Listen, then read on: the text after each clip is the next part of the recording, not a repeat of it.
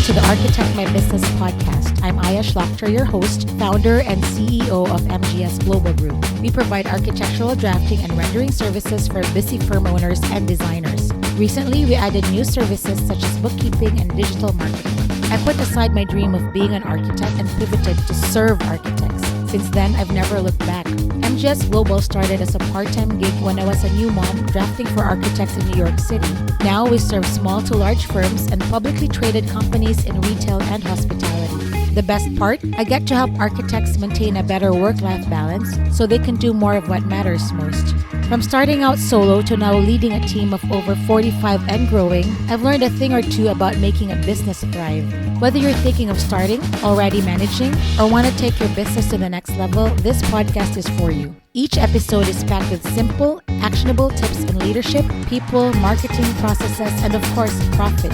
I keep things real. Like you, I've got no time for fluff. This podcast is brought to you by MGS Global Group. Now, let's get into this episode. Hi, everyone. Happy New Year and welcome to the Architect My Business podcast.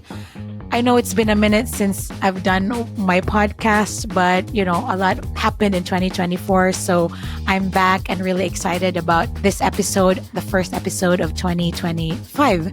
So I am podcasting from our headquarters, Cebu City.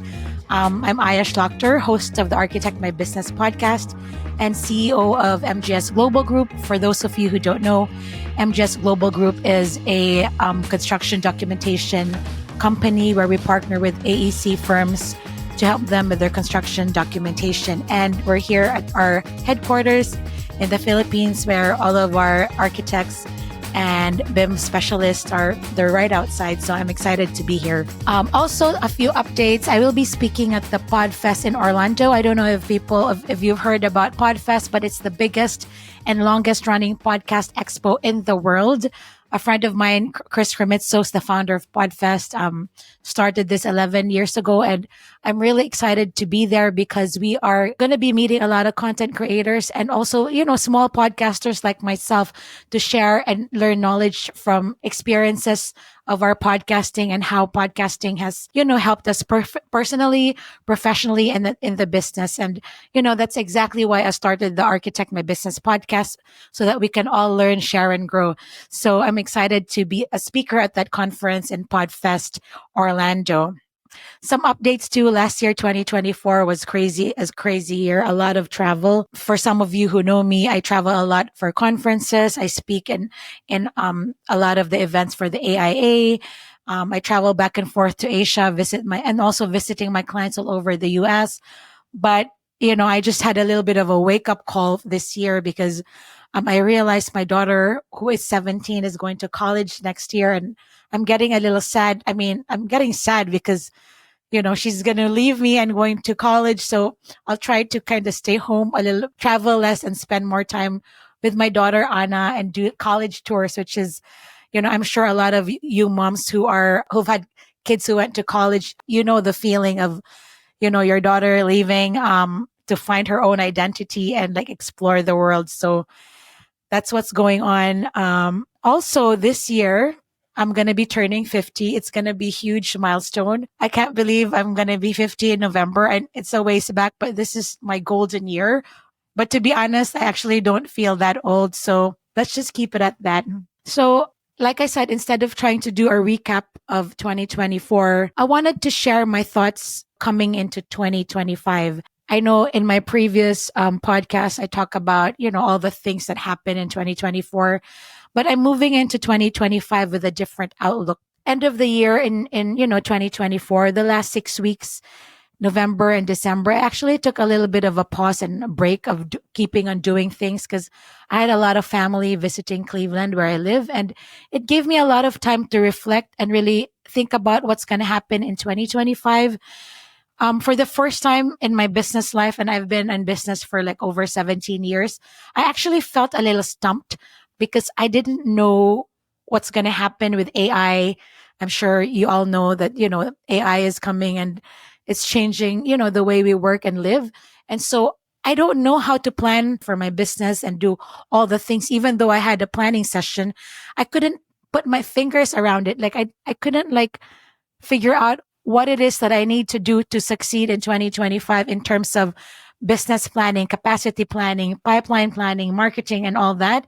So the last 6 weeks of November and December, last 6 weeks of last year, I took a pause. And it's actually difficult for me and for people who run their own businesses to take a pause, because when you take a pause, it actually requires discipline. We come from a world where we all want to be productive, and when we're sitting around, we don't feel like valued because we're not doing anything. But the best thing I did for myself last, in December, was to take a pause. I did a lot of long walks with my friends. I meditated. I started a meditation practice every morning. I started with 3 minutes, 4 minutes. Now I do 8 minutes every morning. So it's all meditation is like, I really didn't know how to meditate, but now I've kind of learned to just listen to the universe and what the universe is telling me. Like with the age of AI, we really can't predict what's going on. So it's better to, really internalize things and just, instead of doing and doing, just listen. Because, a lot of ideas come from listening and being quiet and staying still. So I want to share two concepts that really entered my mind coming into 2025. The first concept is you need to be like a fountain and not a drain. It's the fountain principle. You need to be a fountain, not a drain. You need to start giving more than you are taking. So that's the first principle. And the second principle is ignorance is a choice, and so is education. And let me talk about that a little further. So I'll talk about the fountain principle. Like I mentioned earlier, I've been in this place of mindfulness and purpose, and how do I show up as the best self in 2025. So on my way from Cleveland to the Philippines, I was watching this movie, and one of the lines in the movie said, you need to be more like a fountain, not a drain. You need to start giving more than you are taking. And this was really like transformative for me, because I always believe that generosity is the key to success. Like when you have a closed fist, you will never receive, but when you give, you will always receive the blessings, right? So, I was thinking, how can I show up as a fountain to my people, and how can I share this message to you? So I try to relate it to other aspects of everyone's life. Like for instance, I'm the boss, or I'm the company owner, and I'm an employer. How can I best serve my employees and create a work environment that would really help them thrive and give them autonomy to carve their work life balance at work? So in my opinion, as an employer, I really want to make sure that my employees are taken care of, that they can thrive in the environment where they work. They spend 40 hours a week at work. So that's my fountain for my team. How can I support you? How can I give you a good environment where you can thrive? So for the employees out there, I actually don't really consider you an employee. When I became a business owner, you became my boss. I'm here to serve you, to make sure all of your needs are met. We have a project pipeline to keep the payroll going. So again, that's me being a fountain to my team to make sure we have a continuous pipeline of projects. So for employees, how can you be a fountain in your own respective rights at work? So you can be a fountain by providing the best service you can to your clients, to the clients that you serve. How can you go beyond what you're required to do? And if you're an employee and you're a project manager and you're managing a team, how can you empower your team members or your people who report to you to give them access to information and to train them and to mentor them? Like I said, generosity is the key to success. If you keep knowledge to yourself and not train your employees and the people that you mentor, then it would be hard for you to take a vacation because you haven't transferred that information. See what I'm saying? Like as an employee and a manager, you need to empower your team and share all the knowledge that you can, because at the end of the day, if you get sick or if you have an emergency or if you go on vacation, then you know that they're there to help you with the work. So for people who are in marketing and content creation, I know the purpose of marketing and content creation is to generate sales and leads. But for content creators out there, think about your target audience and what content do you have so that you can solve a problem, so that you can create value for them instead of just thinking of the sales pitch in the end or the call to action. That's all important. But in general, when you're creating content, make sure you come from a place of service and also a place of knowledge. How can you share the knowledge that you have to empower their businesses. So for you budding entrepreneurs, I hear this a lot, right? I want to start a business because I want to make a lot of money. I want to buy that, fancy car, or, buy that house. But I think, why don't you switch your mindset to say, I want to start a business so I can solve a problem. What is that problem you want to solve? Because when you have a problem to solve, the business will just come to you. So again, you're shifting your mindset to something that is, becoming a fountain of the service you're providing, the problem you're trying to solve for your potential business. So I hear a lot of, I want to become a doctor because I'm going to make a lot of money. But I think you should reverse that. Who can I serve? How can I serve? What product or service can solve a problem? Because when you have a problem to solve, then the customers will come.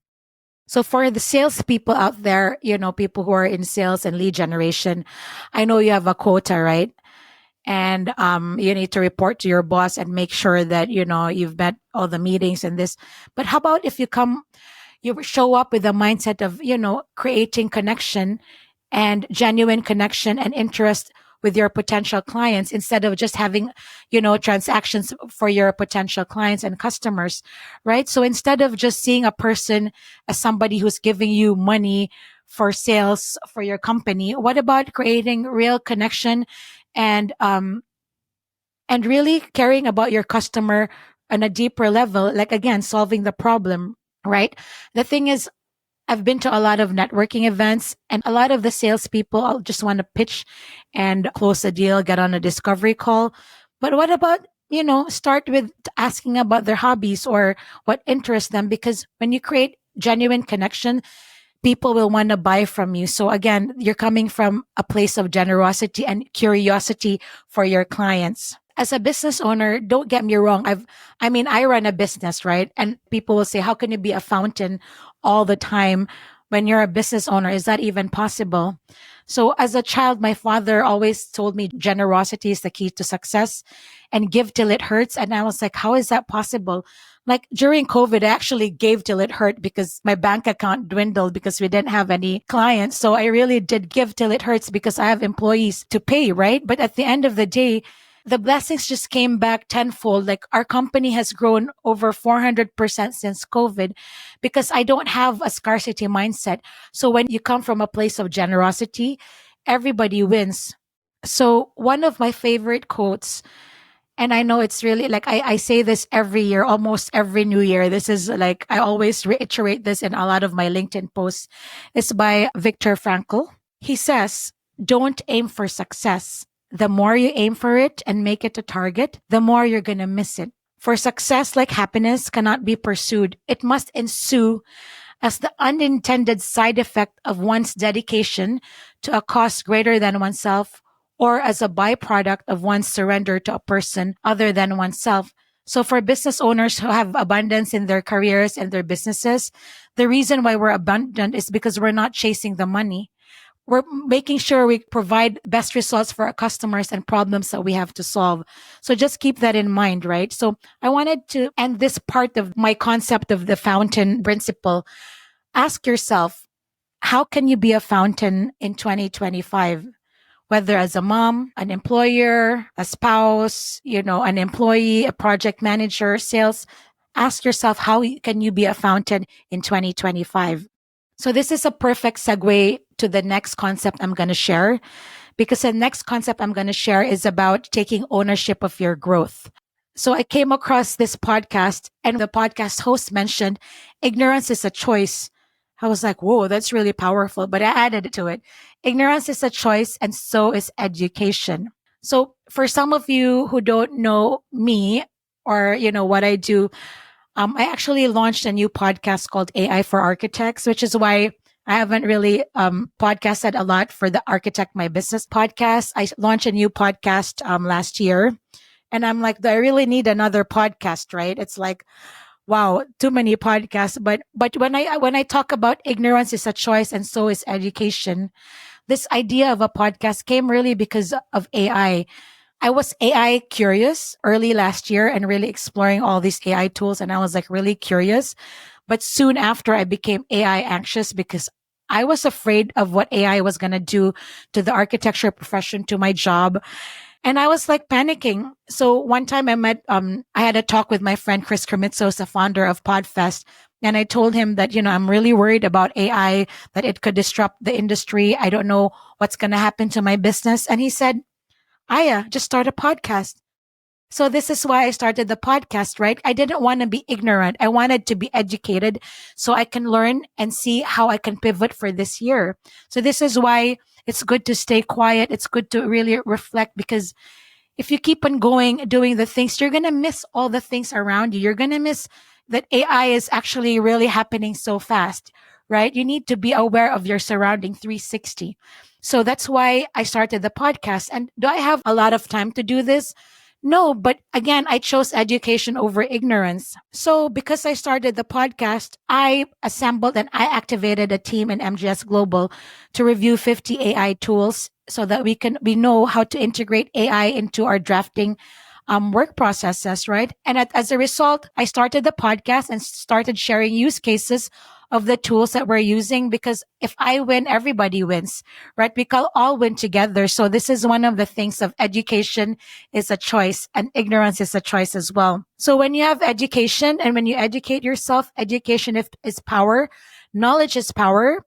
And when you have the knowledge, it gives you the confidence to make the right decisions for your business. So I know a lot of entrepreneurs get so busy doing all these things, but you got to take a pause and really think about how you can empower yourself through education. We have everything at our fingertips right now. Online, YouTube videos, a lot of content creators giving free content, a lot of, AI tools that you can explore.